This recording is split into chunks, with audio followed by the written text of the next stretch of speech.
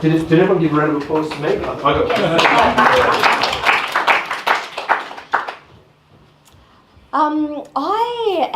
I feel a little bit nervous about tonight. And the reason being is when Mark contacted me and said, listen, we're after speakers who know the industry and sort of experts in travel to talk about how agents can thrive and prosper in the year 2020 plus.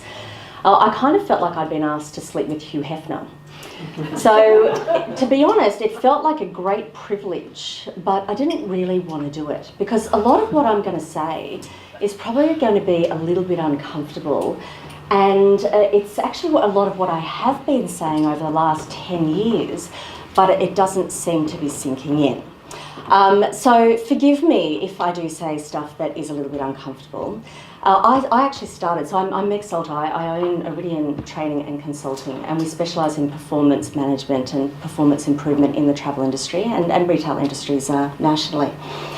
I started out in the travel industry over 20 years ago, and I remember when I started and the dinosaurs of the time used to tell me how lucky I was, you know. In the good old days, not long actually before I started, there used to be one computer that two consultants would share. It used to be on a Lazy Susan, and they'd turn it around, they had to wait for it. They had to actually call the airlines to make a flight booking. And, you know, they used to be able to light up a cigarette when they got really stressed in their office. So their offices actually looked like, you know, the smoking rooms in Bangkok Airport. And also, if you're really nice to the Travcore man, then he might be lucky enough to bring your dry cleaning if you asked him. Okay. Of course, when I started, my desk was full of FFAs. Remember the fares from Australia, the ABCs? So we actually had to do our own fare constructions. We had to calculate our own taxes. We had to work out whether we were booking something for someone who was 21 days advance purchase, 14, 7 and 5, and I can't believe how quickly I learnt that I can't count 21, 14, 7 and 5. We have to do our own ticketing. We're just talking about, the ticketing plates where you know, and you'd have to rip out sectors and your fingers would be pink by the end of the day. You'd come in the morning and the entire office would be like a flood of fax stream, and you'd have to go through and sign off and all that stuff, And I think it's true to say that times have changed. But interestingly, back then, if anyone had said to me that clients of the future in 20 years' time will not only be able to research their own travel arrangements, but they'll be able to arrange it all and they'll be able to book it all, I swear my entire team, one of them who is here, would have fallen off their chairs laughing. That would just seem completely preposterous. We were the fountain of all knowledge. It was us, quite frankly, or a lonely planet guide. And our only competition were the other local travel agents. But now we are dealing in a completely different space.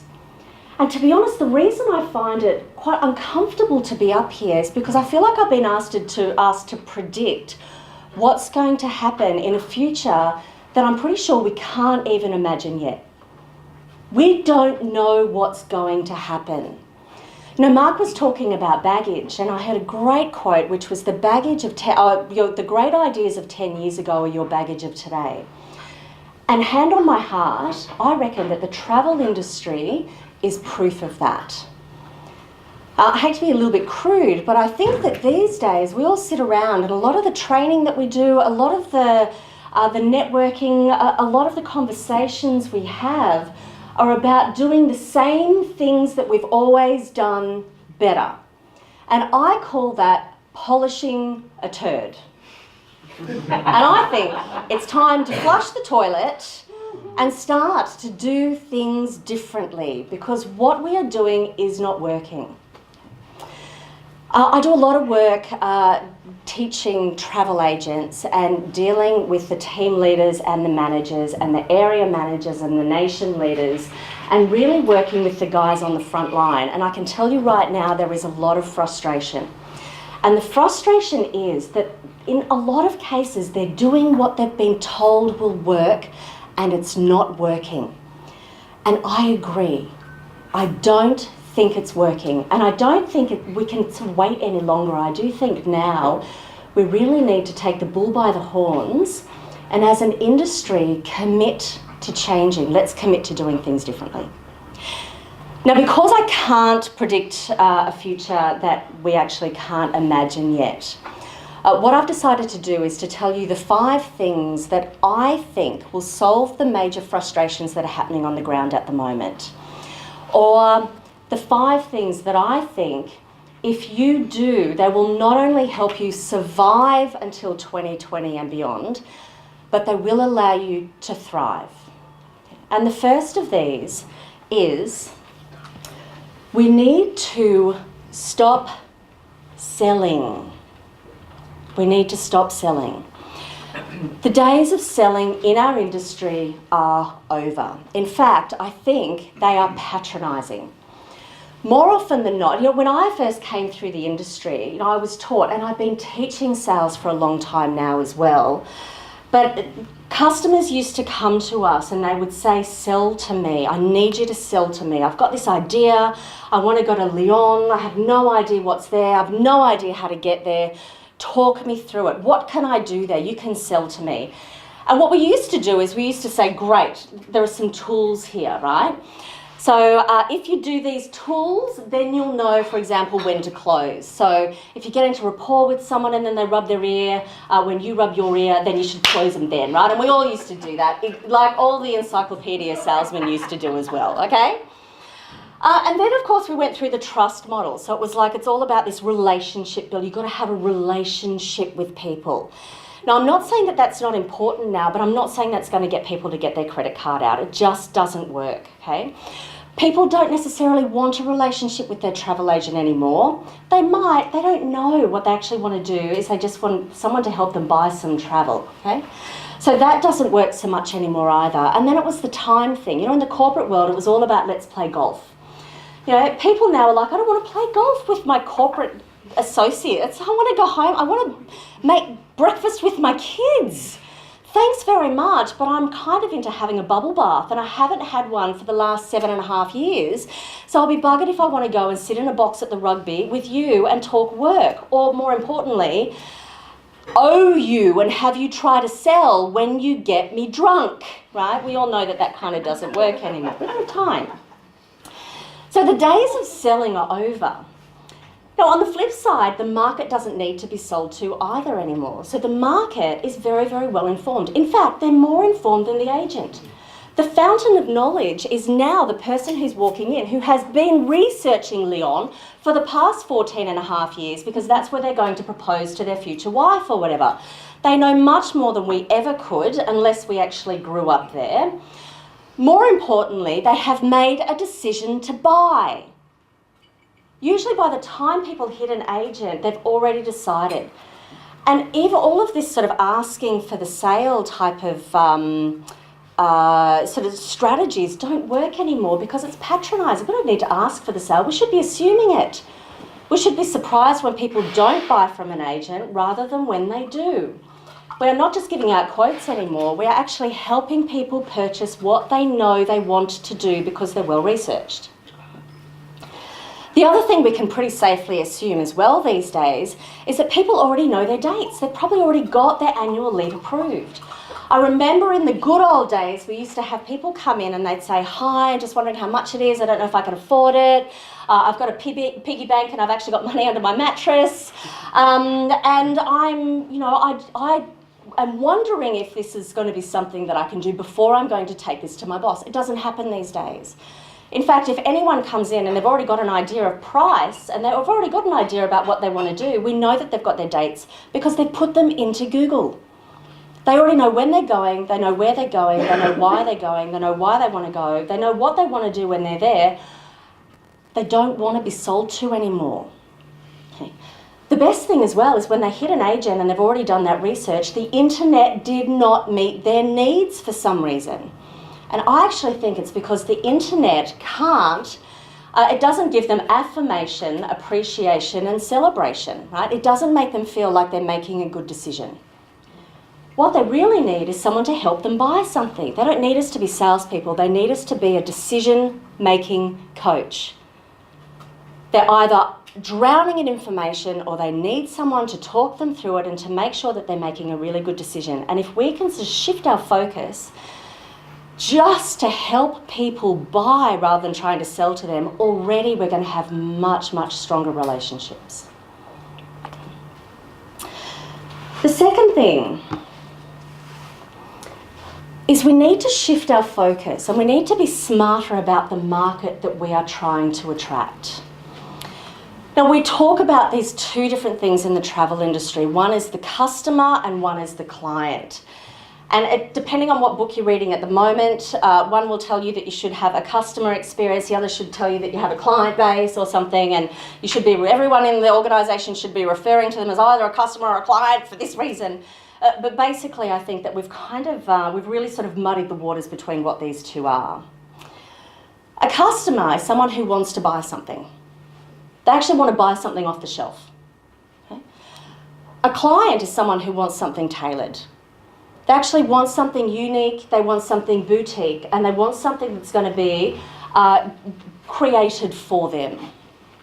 Now, interestingly, I see that the internet, in my opinion, is probably threatening most of the customer base. Right? And even like the B2C, so the business to consumer stuff that's happening between cruise lines, wholesalers, airlines, etc., they're trying to sell something that's off the shelf. You know, if there's a tour company and there is a customer, the customer wants to buy a particular tour, it's not going to be tailored for them, it's off the shelf. It's a product that they are buying. Okay. Clients, on the flip side, want to buy something that is specifically developed for them, and that is something that the internet is not going to be able to do for a long, long time. Wholesalers can't do it. Airlines, you know, sort of can do it, but it takes a long time to try and muddle through it if you don't have that knowledge. But creating something that is a true client experience is something that is, first of all, much higher margin, and secondly, much easier to attract than everyone fighting over this customer base. The other thing with our clients as well and our customers, I think that a lot of the people who are really caught up in this price-driven sale and the race to the bottom, everyone's trying to be the cheapest, it happens in the customer space, in the customer base. They are all people who can compare things. They go, right, Fiji, these are the flights, this is the accommodation, and I can get it for this much here. Okay, that's a customer. You can easily compare it. Flights here, flights there, we can just chuck it all in and find out the flights. But if it's a client, you can't actually compare something that has been tailored to anything else. You can't try to deconstruct it, but if we're helping someone buy a particular experience and they are a client and they want it to be unique and boutique, if you do it properly, they're not going to want to go away and compare it, which means that the price doesn't matter. The service matters, but really the construction matters. What's happening here? What's this beautiful tailored thing that I'm actually going to help you buy? And what that really comes down to isn't just product, it's the travel agent's IP, it's their intellectual property. What do they know? How good are they researching what's going to give me the best experience? And that's what people will spend their money on these days. That is what will never be price beaten.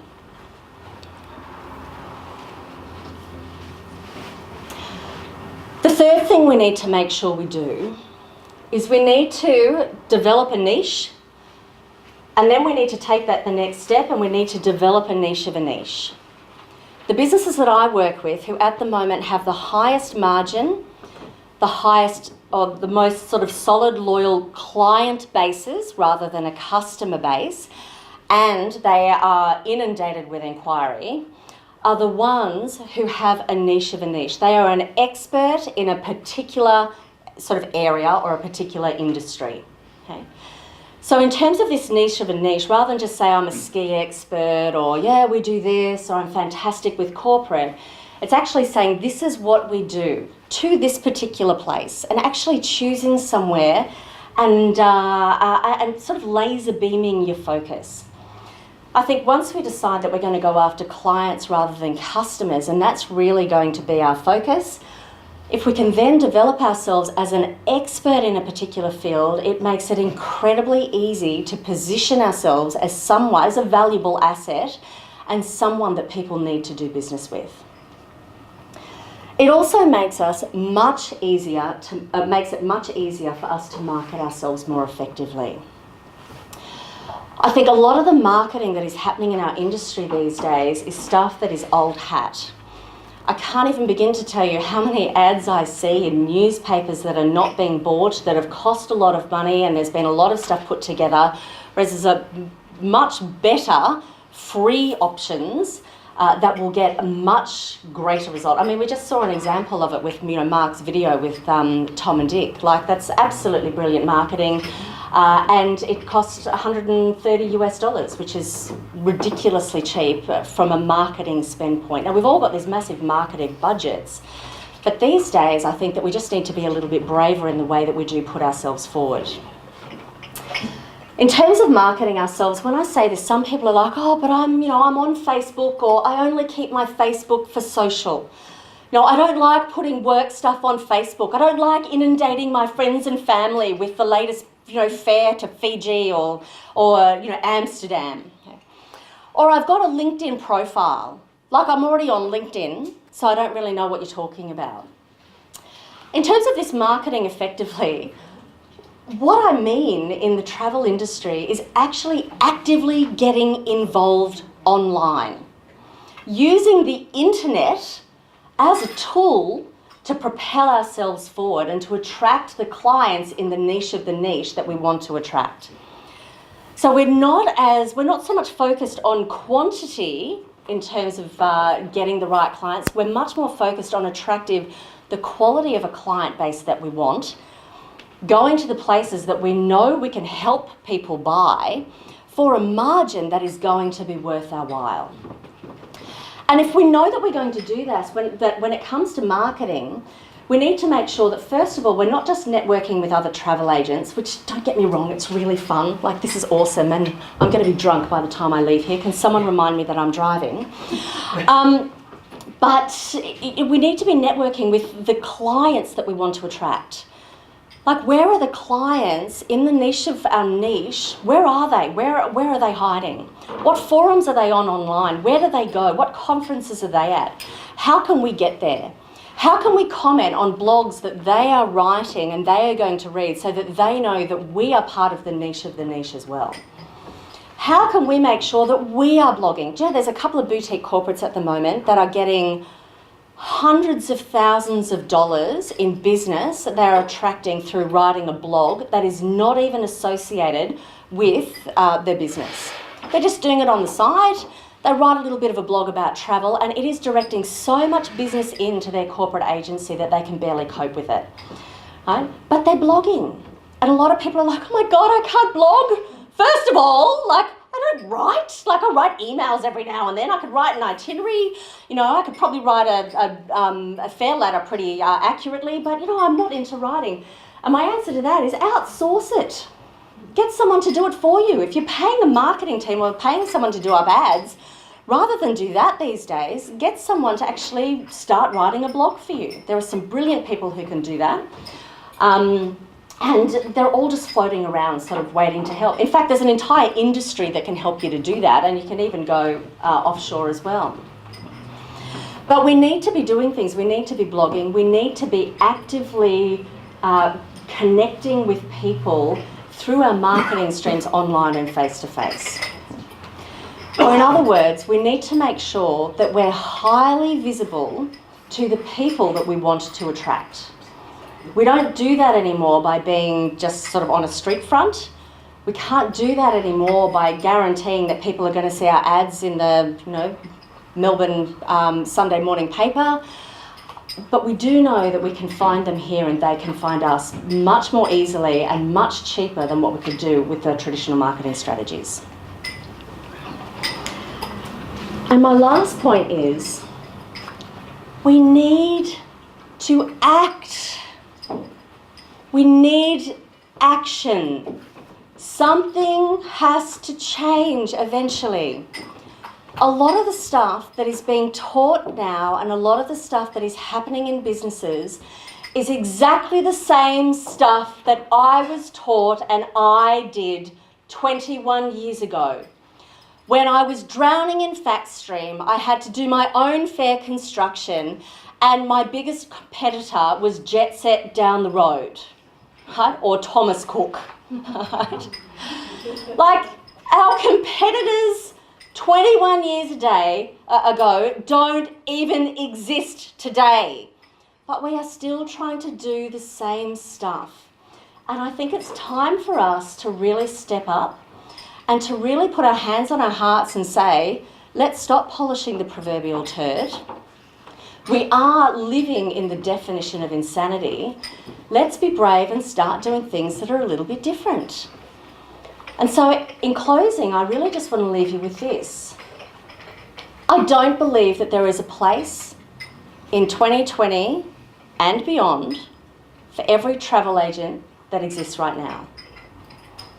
I actually believe that the travel agents who will survive are the ones who change. And the ones that thrive are the ones that change first. And that's it from me.